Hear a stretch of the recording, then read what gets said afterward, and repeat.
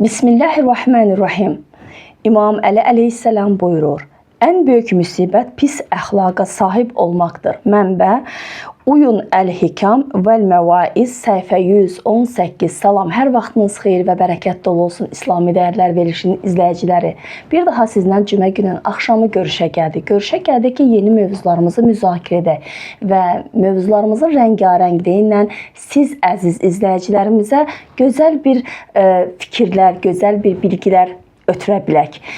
İnşallah və mövzumuz çox bir maraqlı, mənim özümə də çox bir maraqlı gələn mövzudur. Mövzumuz mükəmməliyyətçilikdir. Bəli, əgər mövzu belədirsə, deməli bunu mütləq və mütləq psixoloqla danışmalıyıq və onun söhbətləri ilə sizlər də daha geniş və daha ətraflı şəkildə məlumat alacaqsınız inşallah. Efirimizin qonağı, studiyamızın qonağı, psixoloqumuz Cəmilə xanım Qasımovadır. Xoş gördük Cəmilə xanım. Salam Müsalə xanım, hər vaxtınız xeyir olsun. Əvvəlcə təşəkkür edirəm dəvətiniz üçün, xoş oldu mənə də. Bu günləri mövzu olaraq mən düşündüm, mükəmməliyyətçilik nədir və həyatımıza necə təsir edir. Düşündüm, bu mövzu hamımızın həyatında az ya da çox təsiri var. Ona görə çox insana maraqlı ola bilər. Bu günləri bunu müzakirə eləyərik. İnşallah. Onu da vurğulayaq ki, Cəmilə xanım, hər dəfə yeni bir mövzu və yeni bir baxışlar bizlərin də fikirlərində müəyyən fikirlərin formalaşmasına daha da böyük kömək olur. Mükəmməliyyətçilik deyəndə bəlkə də bəzilərinə deyiliş qaydası belə çətin gələ bilər, amma içərisinə əminəm ki, çox rəngarəng bir qapılar və çox rəngarəng bir bilgilər olacaq bizlər üçün. Birinci, ən vacib olan suallarımızdan biri budur ki, son illərdə bu mövzuyla bağlı, mükəmməliyyətçiliklə bağlı çox eşidilir. Yəni, nədir mükəmməliyyətçilik? Buyurun, siz eşidirik. Mükəmməliyyətçilik nədir?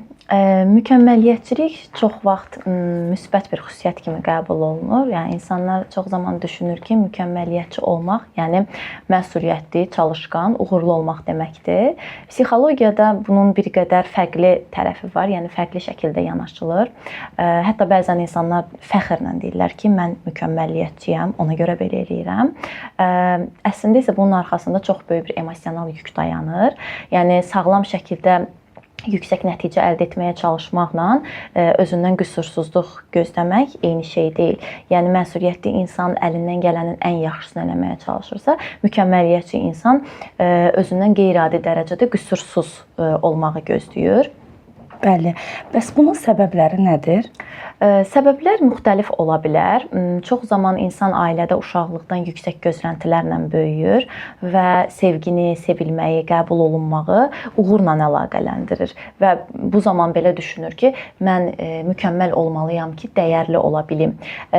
Bu insanların dəyərli hiss etmək üçün uğurla əlaqəli bildikləri üçün dəyəri, uğursuz olduqda, nəyisə bacarmayanda utanmış hiss eləyə bilirlər. Məsələn, bir insan uşaqlıqdan deyək ki, ana-atası tərəfindən çox tənqid olunursa, çox tənqidə məruz qalırsa, bu zaman özünü çox hallarda yetərsiz hiss eləyə bilir. Yəni, əslində mükəmməliyyətçiliyin də arxasında böyük bir yetərsizlik və natamamlıq hissi dayanır. Bu, əslində real bir vəziyyətlə bağlı deyil. Yəni, yetərsiz hiss etmək insanın hansı mövqedə, hansı statusda olmağından o qədər də bağlı deyil. Dünyada bir çox biznesmenlər, CEO-lar, aktrisalar, tanınmış insanlar var ki, günün sonunda özlərini yenə də yetərsiz hiss eləyə bilirlər. Bəlkə bu biraz təəccüblü görünər insanlar üçün ki, necə ola bilər, amma əslində belə olur. Yəni, mən yetərsiz hiss eləyirəm. Bunun real olaraq mənim nəyim olmağı ilə heç bir bağlılığı demək olar ki, yoxdur. Yetərsiz hiss edən insan bunun üstünü iki şəkildə örtə bilər. Ya mən çox mükəmməl olmalıyam ki, mənim natamamlığım görünməsin, üzə çıxmasın. Ya da mən heç nə eləməməliyəm ki, mənim bacarıqsızlığım ya da yetərsizliyim görünməsin.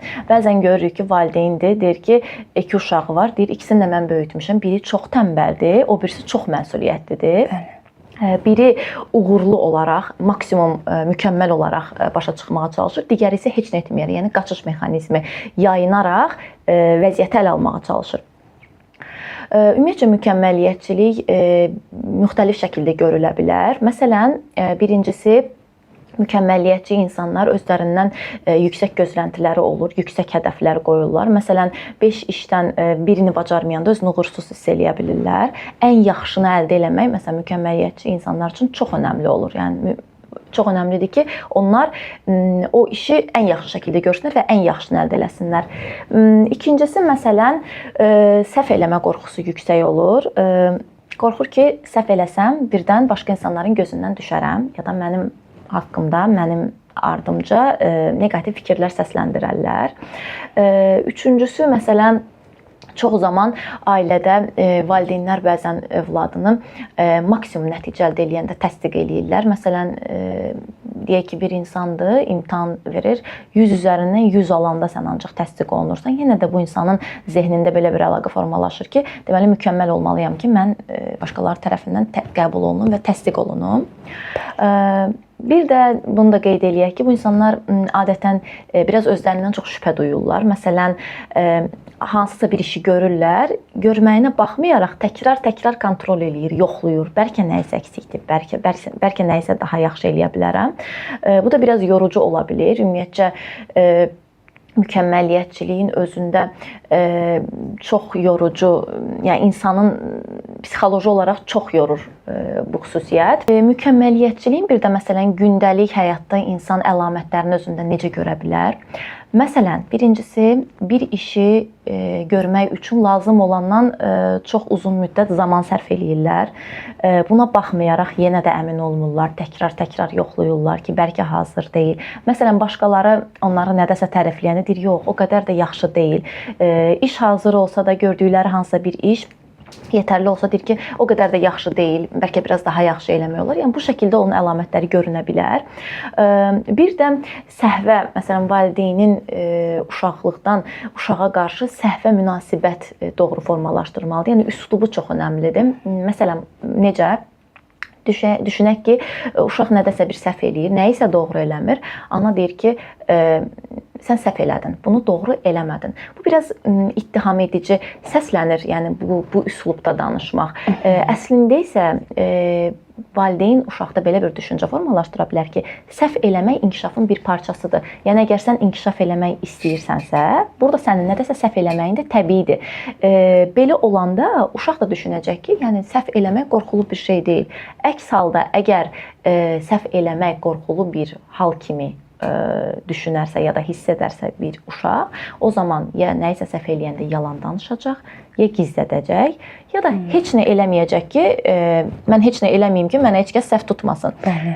Dördüncü halda çox uğurlu da ola bilər.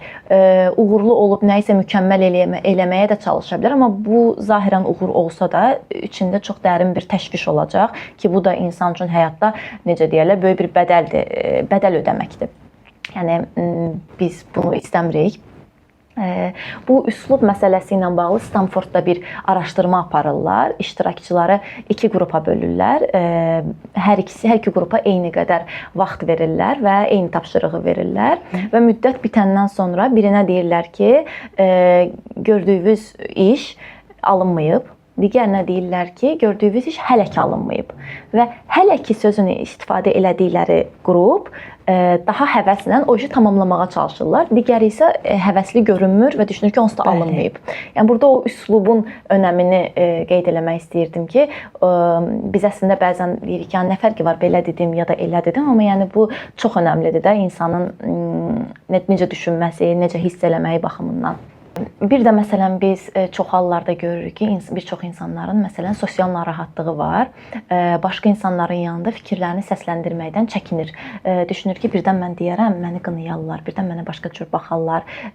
Ona görə bu sosial qorxu əslində ətrafın da bir mükəmməl olma təzyiqi yaratmağından irəli gəlir. Yəni mən fikrimi deməkdən qorxuram. Niyə? Çünki məni qınayarlar, çünki məndən başqa şey gözləyirlər. Mənim daha fərqli düşünməyimi gözləyirlər. Yəni bu mükəmməl təzyiqi yaratmaq, ətrafın yaratmağı da bəzən bizdə bu xüsusiyyətin artmağına, çoxalmağına səbəb ola bilər. Bəzən deyirlər ki, məsələn, mükəmməliyyətçi olmaq insanı irəli aparır və ya uğurlu edirmi?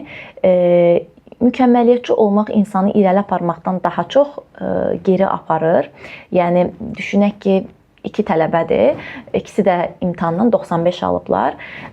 Biri düşünür ki, mən əlimdən gələni elədim və 95 aldım, amma digəri mükəmməliyyətçi olan günlərlə o əldə edə bilmədiyi əskik olan 5 balın dərdini çəkir, fikrini çəkir. Ümumiyyətlə onda vurğuladığınızda hissələrdə elə hiss elədik ki, sanki heç də bəyənilməyən əməldir kimi görsəndi bizə mükəmməliyyətçilik. Nəyə görə deyirəm? Çünki o insanı nə qədər olmasa o alındıra bilməmək nüanslarında daha çox depressiyaya salacaq, daha çox fikirlərə daldıracaq. Çünki siz iki sıranı vurğuladınız ki, hər ikisi də məsələn ki, tələbədə 95 bal toplayıbsa, biri çox rahatlıqla deyir ki, mən əldə etdiyim bu qədərdir, kifayətlən, amma biri deyir, yox, mən bundan artıq eləyə bilərəm. Mən niyə o 5 balın dərdini çəkməyə başlayım? Yaxı, niyə eləyə bilmədim?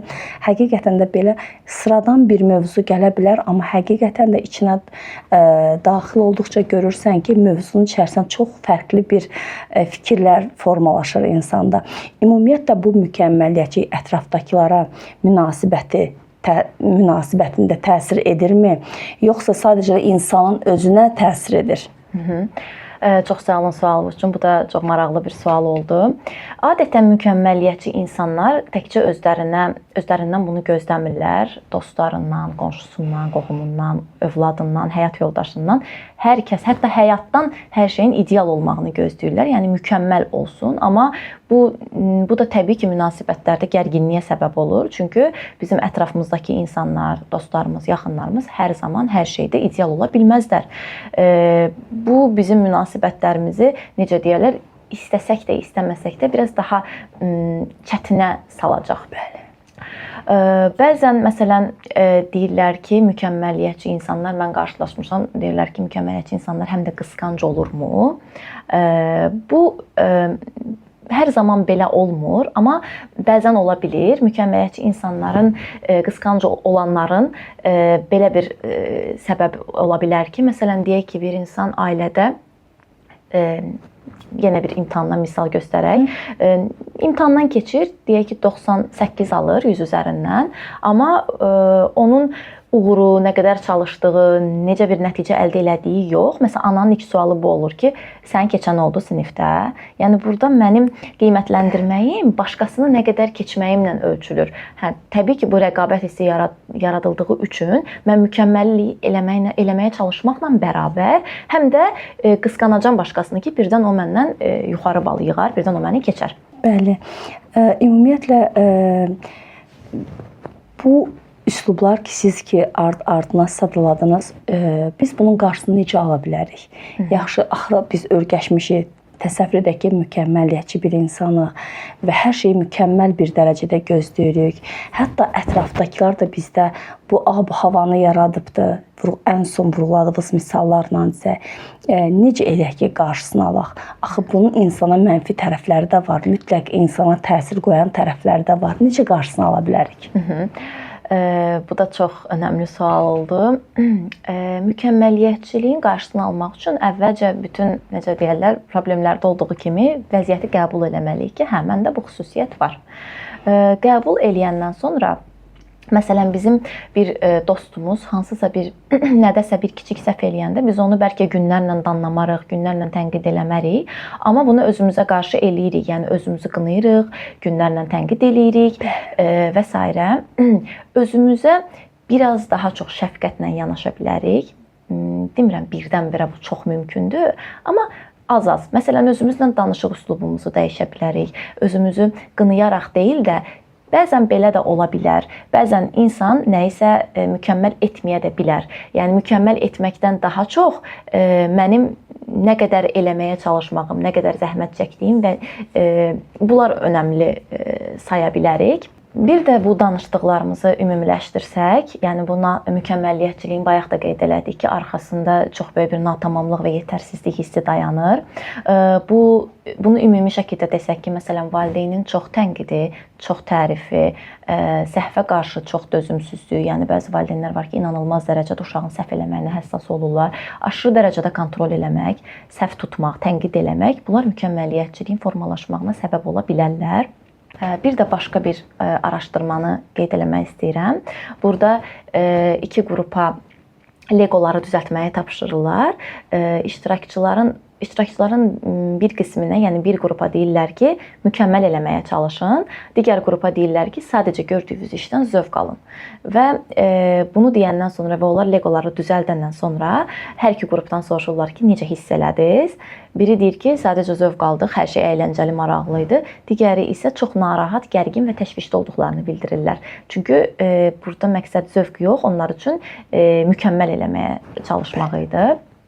Bir də bütün bunların, necə deyərlər, bu danışdıqlarımızın yekununda valideynlərə qısa olaraq bir-iki şey istəyirəm demək.